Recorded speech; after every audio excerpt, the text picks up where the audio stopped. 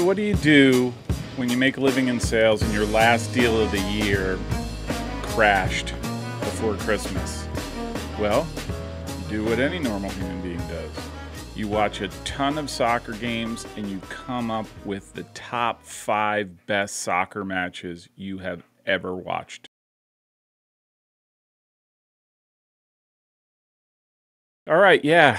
So, not the best of months, but I did accomplish something and I did come up with my top 5 matches of all time. Of course, I couldn't do it easily, so I had to come up with some rules because it wouldn't be a Simple Coach production without them. And, come to find out, in the world of professional soccer, it wasn't easy. There are so many great games to choose from. And, of course, I didn't want to go with the obvious ones, right? I don't think the chief dog officer would have approved. There she is. She's sleeping because she knows comfortably I'm following the rules. Speaking of rules. So, first up, no team can be represented more than once. What do I mean by that?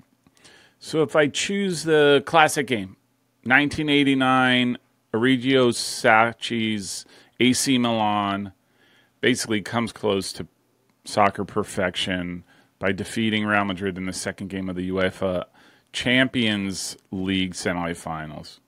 I couldn't pick another AC Milan or Real Madrid game. Second, I had this I don't know why.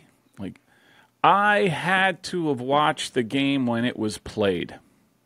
So, I had to have watched, which I did, the 1989 AC Milan game, the 5-0 win over Real Madrid. Or I had to have been there in person. There were a bunch of games that I looked at, so I probably scanned about 20 to 25 games that I was actually there in person. So that would have qualified. Or I had to watch them live when the game was being played live on television. I know this is a stupid rule, but the Simple Coach Rules Committee, blame them. And then third, it had to have some consequence or it had to have some meaning to it.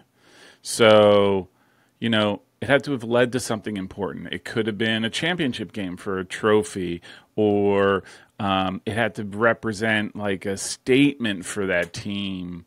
Like they went from this to greatness, so it doesn't necessarily have to be a championship game. Or it had to be the ones that I always like to look at. Can you say that that's the beginning of an era? If you look at these critical games, it's at the beginning of an era. And there's definitely one. With that in mind, I managed to watch these whole lots of games, from World Cup to league games to tournaments. Quite frankly, I also dabbled in some not so great games from around the world. Liga Nacional de Fútbol de Guatemala. And no, I didn't think those were great games. But I did come up with my top 5. And so let's rock and roll. So let's begin at the end. Number 5. We turn the clock back to October 20th, 1996. For, yes, of all games, the MLS Cup final between DC United and the LA Galaxy. Now, I mean, just looking back on the roster, you probably had the best, what ended up being front 3 for that goes down in history, right? And MLS lore of Marco Echeverri, Jaime Moreno, and Raul Diaz Arce. And then for the Galaxy, you had Jorge Campos in goal.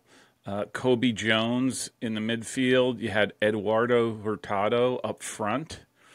And then Mauricio Cienfuegos in the midfield, who, again, go down in lore. If you remember watching the game, I think it was Hurricane something. Hurricane Lily, Hurricane, at least I can't remember. But it was a downpour, and they almost canceled the game because of it. The field was kind of atrocious, so it ended up being a real just grind out battle. And although both teams tried to play, right, it's again Moreno and Echeverri, Jaime Moreno, Diaz Arce, they liked the ball on the ground. And then Mauricio Cienfuegos, who was, in my mind, probably, along with Echeverri, probably one of the best midfielders MLS history. DC United came back and won 3-2 in overtime, who goes on to national team fame, scored the golden goal to give him the first the first MLS Cup, the Alan Rothenberg Trophy, I think it was called back then, or Alan Rothenberg Cup, which was this funky looking soccer ball with laurels on it. But probably one of the great games. Just again, as a U.S. soccer fan, you finally get to this final. It's a downpour. Nothing seems to align. But for the first one, it was a great game, and one that I just remember, especially from the early days of MLS. And now on to another game that you can't get out of your mind anytime I think about a World Cup. So here we are with number 4. Okay, so there's a bunch of things that make me remember this game, particularly that I had to get up at 4 in the morning. But also shout out to my nephew Ian, who had passed away just at that time, and I was sitting in the basement alone watching this game that was on. I think it was at it was the 2:30 start or 4 a.m. start. I can't remember, but it was the U.S. against Portugal opening round of the 2002 World Cup. No one was sure what the expectations were for the team.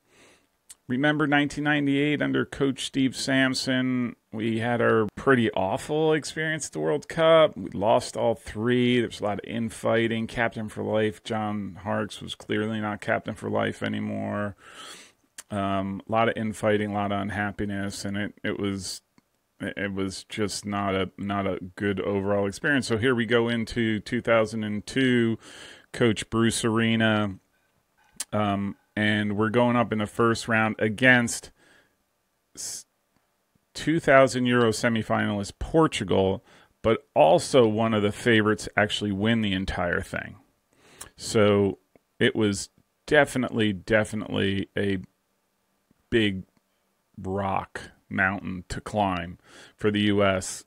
Starting lineup: Friedel Mastroeni, Sane, Pope, Jeff Agus in the back line, O'Brien, Haydick, Beasley in the middle, had Brian McBride, Landon Donovan, and Stewart in up top. Kobe Jones came on, Carlos Llamosa came on.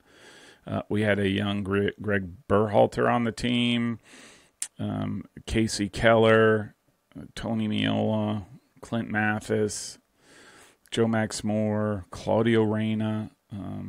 So anyhow, just a action-packed group of talented players that went up against Portugal and defeated them 3-2. Now, quite frankly, this is a game where the U.S. was really opportunistic, took advantage of a very poor Portugal, and knocked in 3 goals in the first 40 minutes. Which was, absolutely remarkable. John O'Brien scored, Brian McBride, and then Jorge Acosta had an own goal. And it was just, talk about flying high on a day. It was probably one of the most exciting U.S. games I'd seen, and have seen in a long, long time. And I will add, especially with Greg Berhalter on the bench right now, this is the sort of signature win I think U.S. soccer fans look for. Like, are we there or not? And this is definitely one of those games. I would add that this win totally turned the group upside down. We had South Korea we had to face. We had to play Poland. And it was probably the most shocking game in a World Cup since the U.S. beat England in 1950. I don't think any bookies took bets for the U.S. That win alone made it, reaching the second round, that much more tenable, because I think everyone was chalking up we would lose to Portugal.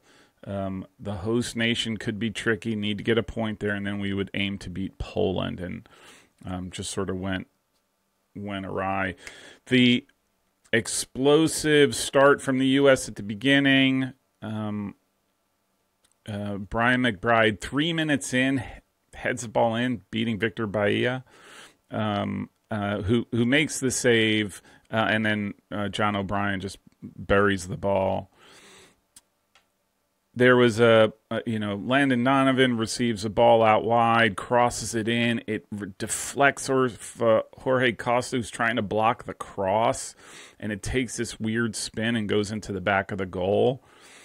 And then it's just, you couldn't, DeMarcus Beasley on one of his great runs down the line, puts the ball across, and Brian McBride, wide open, just buries a ball with his head, like classic.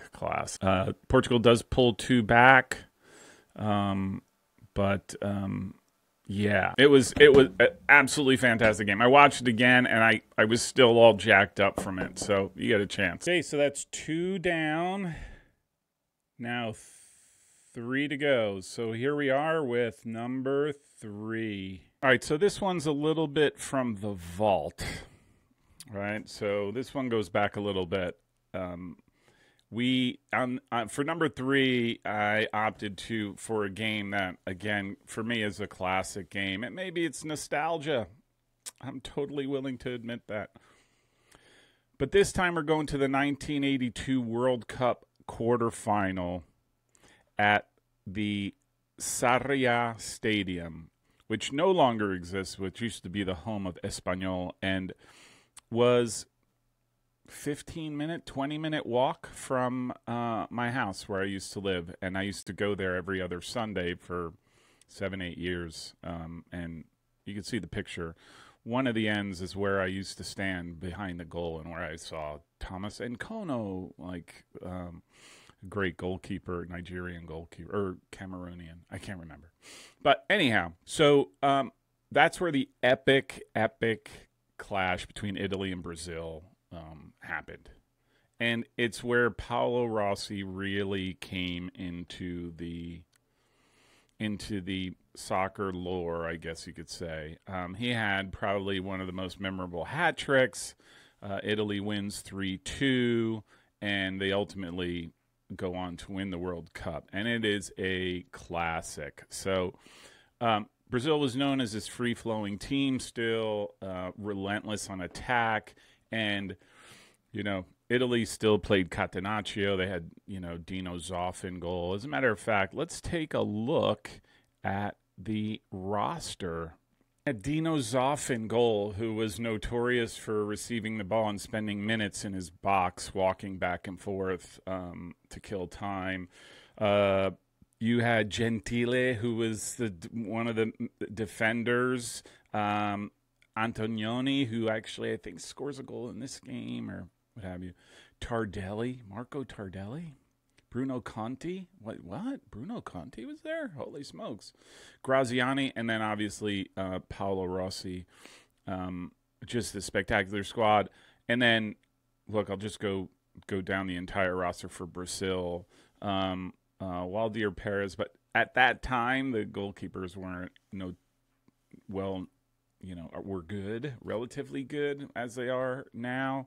They were actually probably the weakest part of any Brazilian team.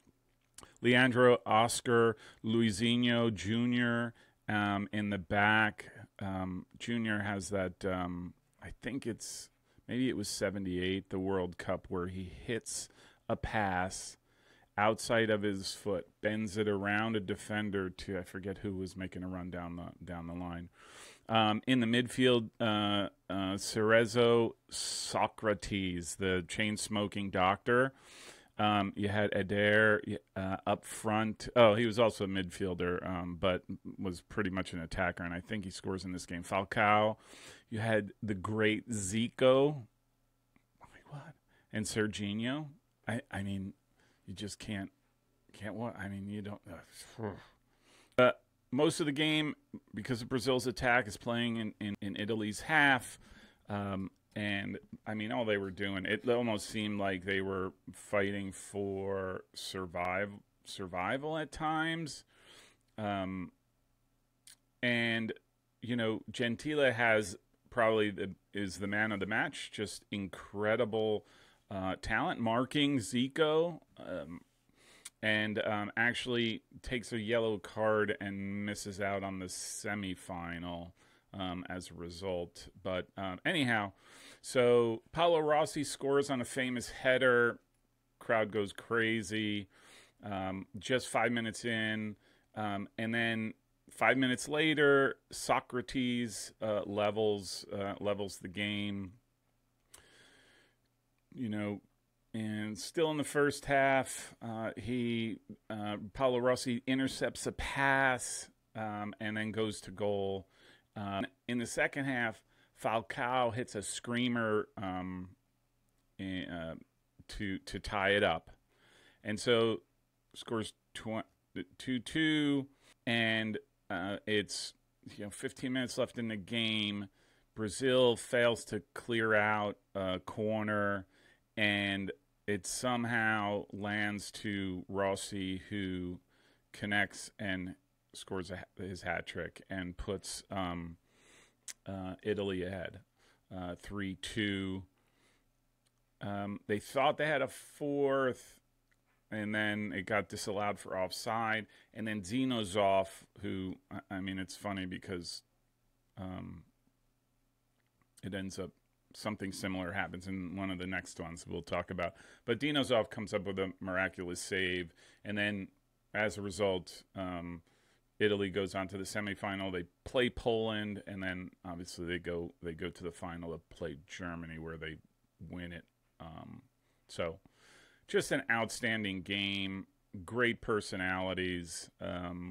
Again, I remember this one because it was literally right down the road from my house, and I used to go to the stadium all the time. It's now leveled, and there's apartment buildings, and Espanyol is now out in Cornellà de Prat. But it was in my first European soccer game. My dad and my brother saw Espanyol play, and it was, again, just kind of memorable that way. So, but in spite of all that, just fantastic. It's finished at Sunderland. Manchester United have done all they can. That Rooney goal was enough for the 3 points. Manchester City are still alive here. Balotelli, Aguero! If you have no idea what that was, I have to question your soccer bona fides. It is quite possibly the most memorable, one of the most memorable game calls in the history of soccer. That would make for an interesting video, right? What are the top 5 or 6 calls for a game or a goal in history? I'm sure you have to throw in commentary, Camacho's commentary when Iniesta scored the World Cup winner, Iniesta de mi vida. And I'm sure there's an Andres Cantor call. Anyhow, before I go down another tangent and start a video before I finish this one, that is indeed the 2011-2012 Premier League game on the final day when Manchester City faced, I think, relegation-bound QPR and needed a outright win for the title. And the match ended 3-2 in City's favor with that famous call, Aguero, with that last minute, a pass from Balotelli, like one of the more interesting characters in the history of soccer. Man United was the holder of the Premier League for a whole maybe like 2 minutes after they had defeated, I think it was Sunderland 1-0. So yeah. So that's my number 2 pick forever. Now, I am not a big fan of Men in Blazers, that show, Men in Blazers podcast. Some of the interviews are good. Gets a little schlocky for me sometimes, maybe a little bit overdone. But if there is one thing that show captures, it is indeed the raw emotion and the hanging on a balance that soccer can do to a fan. I have to say, if anything that a Man City QPR game does for me is that, I mean, it goes from the agony of defeat to the pure ecstasy of victory on that goal, and just so memorable. So let's get to the breakdown. Man City's in the title run. I think they're even or ahead on goal differential to Man United. Man United is playing at Sunderland. And this game against QPR, Man City's playing at the Etihad, so it's at home. It's action-packed. Tension is probably palpable, I could only imagine. But they start off on a good foot. Pablo Zabaleta scores in the 39th minute, manages to get the goal. So at halftime, Man City is leading 1-0. Bolton is winning 2-1 against Stoke, so QPR is going to be relegated. Wayne Rooney scores in the 20th minute against Sunderland at the halftime of the Man City game, which meant Man City has to win. If the Man U score stays the same, Man City has to win. So they come out in the second half, and 3 minutes in, Gabriel Cisse taking a shot past Joe Hart. So now they're tied 1-1. And then to add some more drama, QPR is reduced to 10 men. Joey Barton gets a red card from Mike Dean. As he's walking off, he kicks Aguero and tries to headbutt somebody. And then there's just this big melee. And then I think Balotelli's in there, and it's just getting ugly. So despite being a player down in the 65th minute, QPR scores the go-ahead goal, so they're now 2-1. So now the Man U game is still, Man U Sunderland is still 1-0. So Man City now needs 2 goals to win the Premier. QPR is feeling comfortable because Bolton or Stoke ties it up with Bolton, so they're not going to be relegated. And this is all live time. Like, if you remember, they do the dual screens on those days where you see the game that's going and the game that's meaningful based on the results. And I mean, and you're watching it. It was just, I mean, you couldn't help but get all this anxiety around the game or all these games. So it's 2-1 still, full time. They add 5 minutes to the end of the game. Was it Ivan Dzeko? I forget his first name. Manages to equalize. He comes in as a sub, puts a header on a ball from, the legendary David Silva. So they get 2-2, and QPR, knowing that at that point that they had survived relegation, kicks a ball out of bounds. Man City throws the ball in, sends the ball up to Aguero, and Aguero gives almost like a give and go to Balotelli. Balotelli turns and off balance, sliding. He says he wanted to shoot, but ends up, as he's going down, making a pass to Aguero, who had made the outside run, who sidesteps a tackle and rips that goal, rips the ball to the far post for the go-ahead goal, 3-2. Clock runs out. Man City wins it. And just an all-time classic. Again, I'm not. The soccer was good. But the amped up emotion, I don't think I've ever experienced. I think that was Man City's first title in ages, and yeah, and it just, and again, back to my, is it meaningful? That was sort of, I'll just say, like the beginning of the rise of Man City that we know of today, right? So that started 11 years ago, and and continues on. So anyhow, what a fantastic game. You get a chance, watch it. It is, or watch the highlights at least. It's just so intense. I would say the debates, I don't find much original in a lot of the current debates in soccer, and especially around MLS about promotion, relegation. But if I were a ardent advocate for promotion and relegation, if anybody said, why do you want promotion and relegation in MLS and US soccer in general, I would just point them to Manchester City QPR 2012. And if that doesn't do it for you, I can't help you.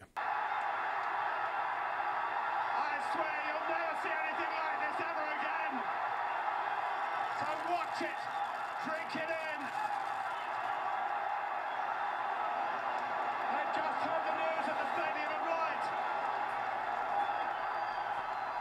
2 goals in added time for Manchester City. It's finished at Sunderland. Manchester United have done all they can. That Rooney goal was enough for the 3 points. Manchester City are still alive here. Balotelli, Aguero!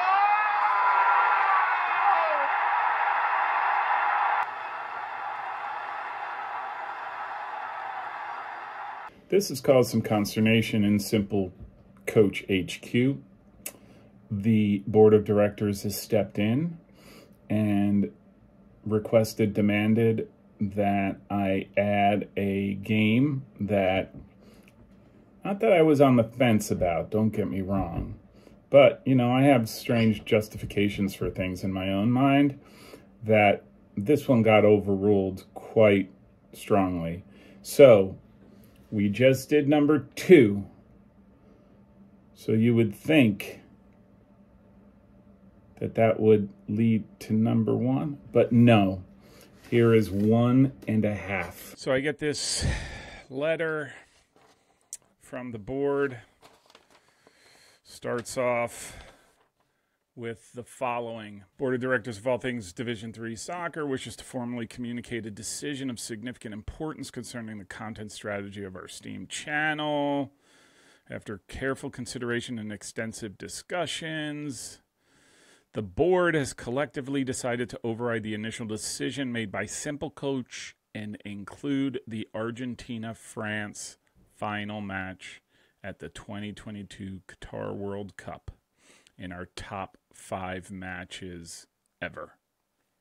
Decision not made lightly, blah, blah, blah. Appreciate value and expertise, blah, blah, blah.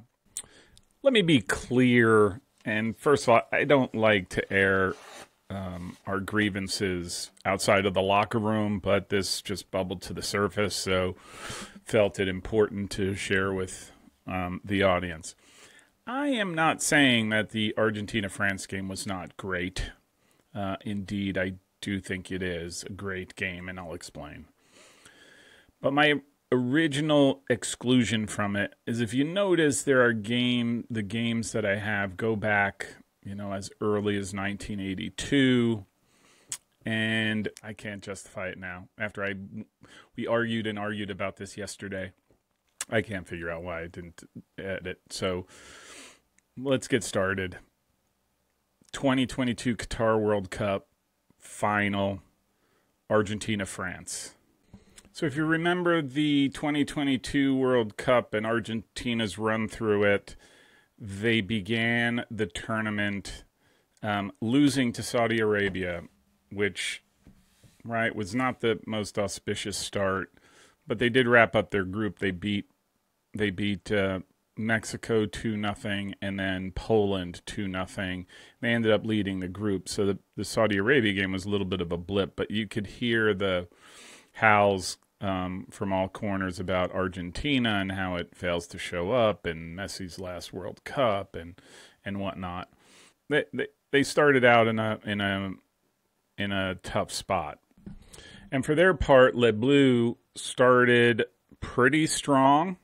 They beat Australia 4-1 They then played Denmark and beat them 2-1, and then inexplicably lost to Tunisia 1-0, but still managed to finish on top of the group and qualifying for the second round. Just for a refresher, Argentina goes into the second round. They beat Australia 2-1 to go to the quarterfinals, where they're up against a strong Netherlands. They go 2-2 and end up winning in penalty kicks where they get to the semifinals and plays Croatia, who beat Brazil in PKs as well, and Argentina wins 3-0, a pretty resounding victory. France goes and plays Poland in the round of 16, beats them 3-1.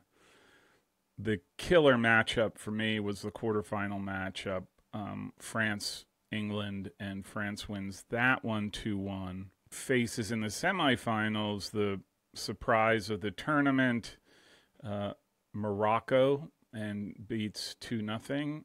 And Morocco, if you remember, beat Spain in the round of 16 on penalty kicks, where Spain failed to score a penalty kick, any of them.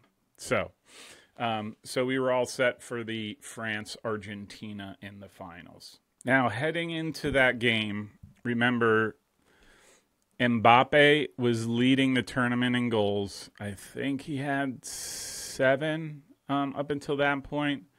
Messi had 6. And not including the penalty kick shootouts. I don't think they counted those. But so 1 and 2 of the tournament were facing off against each other. France had the most goals scored of any team in the tournament with 16. And Argentina had come to the game, with 13. And Argentina had come into that final having scored 12 goals. So they were number 2 in the standings in terms of goal production. And, of course, you had Kylian Mbappe, Lionel Messi, right? Messi go down in history as the greatest player of all time, which they had said he'd never won a World Cup, and so you can't give it to him. And then Kylian Mbappe, basically the heir apparent to goal-scoring greatness, and what would it mean for him to win the tournament and be a leading scorer. So the tables were set for what was on paper a really good game. Now, both really technical teams. The pace was pretty remarkable, and one of my favorite players, even though he played for Real Madrid and PSG, although I don't hold it against him, Angel Di Maria is fouled in the box 23 minutes in, and Messi steps up and scores, goes 1-0. And then on this, probably one of the great, actually the France goal too was really good, but the second goal Argentina scores is just a master class of ball movement. And that's 10 minutes later, 15 minutes after that, Di Maria scores the second goal, hits the ball with his left foot after, it starts at midfield, goes through Messi, gets to Alexis McAllister, great Argentinian name. And so at halftime, France is trailing 2-0. Second half starts, Argentina is in possession and really making it tough for France. And really didn't have anything going in front of goal until about the 80th minute, when France, for a very similar foul on Randall Kolo Muani, is taken down in the box, and Mbappe steps up to take the PK and hits it for the 2-1. It's 2-1, and literally 2 minutes later, Kingsley Coman tackles Messi as the game restarted. It starts this rapid counterattack. Again, a remarkable soccer goal. Once that tackle is made, the ball gets out. it gets passed to Mbappe from Marcus Thuram, who, if you see the goal, Mbappe's goal, he's falling. It's sort of a volley. He's coming down. He hits the ball far post and finds the back of the net 2-2. Both teams go back and forth. Different opportunities. They go to extra time. Lautaro Martinez and Messi have a couple great opportunities, and Messi ends up scoring a goal, scores what they think is a winning goal, just almost at the start of the second. The first half ended up going 0, or no goals were scored, but in the second half, Messi scores, goes ahead, and then handball in the box, some controversy, some VAR goes on, some decisions, and a handball off of a shot from Mbappe hits the arm of Gonzalo Montiel, and Mbappe scores his third goal. Here we are, it's 3-3, and here we go into penalties. And then obviously Argentina ends up winning on PKs. I think it was 4-1. Right out of the gate, just about anybody in the game called this one of the best World Cup games ever. Teammates playing Messi and Mbappe, but in terms of excitement, intensity, and the back and forth of the game, this was not a stalemate. This was just an outright, let's go win it. Argentina, I'm sure you saw at the obelisk in the center of Buenos Aires, was a sea of people to celebrate the win. And this just sort of, I think, seals the deal that Lionel Messi is the greatest soccer player to have ever played the game so far. So just a remarkable game. Funny going back, it was a little bit of a joke, the whole thing going, with the board of directors. But when they told me that I needed to include it, I actually went and I started running on my treadmill for, 20 minutes, whatever it was, 30 minutes. And I ended up watching the highlights, the extended highlights, which I think is in the link in the write-up on soccer.fans. And I had forgotten, misremembered how good of a game it actually was. So falling on the sword here, so definitely should have been included from the get-go, but... Okay, so this is the moment you've been waiting for. The best game ever. It's got it all. It's got the emotion. It's got controversy. And more controversy than this list itself of top 5, 6 games. But here we go. This is a game that goes down in infamy of all games. It was a game with 4 separate penalty kick appeals waved off, dying moments of the game, goal that had one team get through to the final of the Champions League.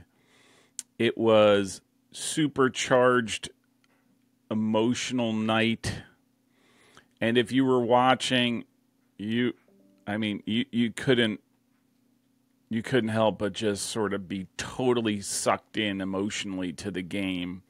And so at number 1, let's revisit the epic UEFA Champions League semifinal second leg from 2009.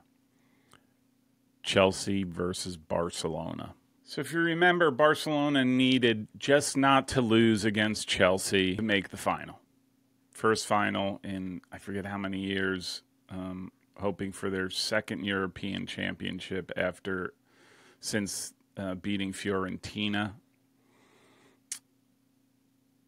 But within 10 minutes, they find themselves a goal down at Stamford Bridge on a defensive clearance, and Michael Essien from outside the box, 25 yards out, takes a left-footed volley that I mean, what a goal. And Stamford Bridge explodes. Victor Valdez can't do anything. And as Barcelona does, maintains most of the possession.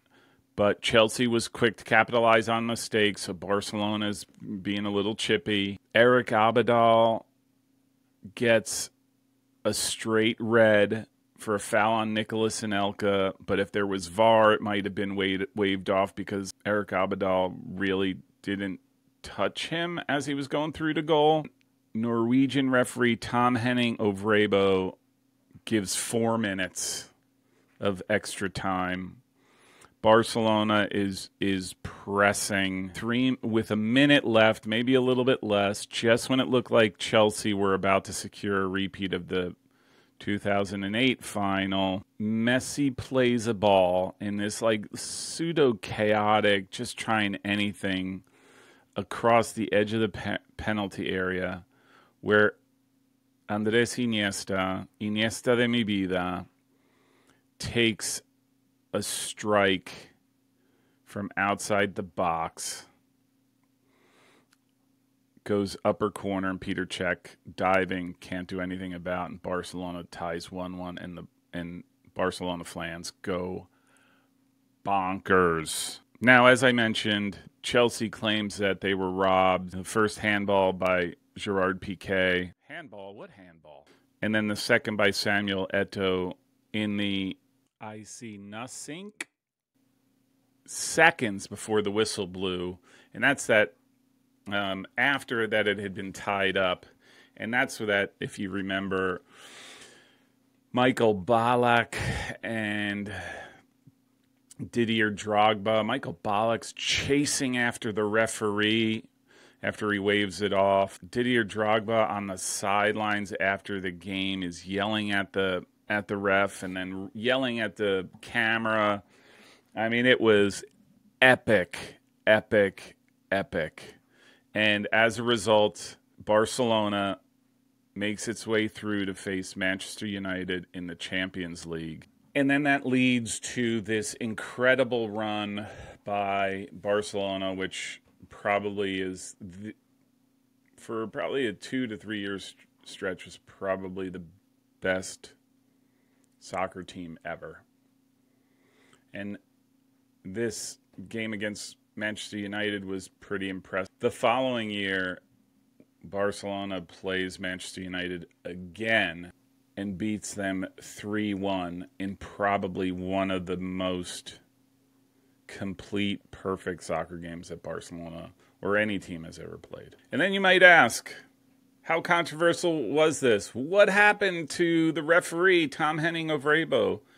Needless to say, his rise to the elite levels of the refereeing world hit the skids, and he ended up retiring from the game in 2013. He wasn't picked for the World Cup in 2010, never saw another Champions League, and he ended up reffing in his home country of Norway before his retirement from the game, and now works as a psychologist. So it has, unlike all the drama, it's still, again, another game that gives me goosebumps. Maybe it's my number one because I just I'm so emotionally wrapped up into it because it was so significant for Barcelona and Barcelona fans. But there you have it, my number one. Truth be told, Champions League semifinals are remarkable in their own right, special in every way for every team, and there's different things. In 2009, for Chelsea, this was 2 months after an awesome 4-4 tie against Liverpool in Stamford Bridge, and now here was another epic night. You know, Barcelona comes to Stamford Bridge. They are the favorite after a goalless draw in the first leg, but it's totally got spun around in this crazy game. I will say, I'm 14 years removed, so I can say this now. I wouldn't have said it up until this point, but You know, most Chelsea fans are still sick to their stomach when they think about that game. They would call that game scandalous, shocking. Barcelona did what Barcelona does. Chelsea managed a spectacular goal, and then Iniesta with that. I mean, it didn't even look like much of a shot. There was no power to it. It just sort of went in the perfect spot. That's what prevents Chelsea from winning their second ever Champions League final at the time. After 14 years, I personally would like to say to my Chelsea brethren, sorry, not sorry. So that wraps up my top 5, 6, really, game matches of all time ever.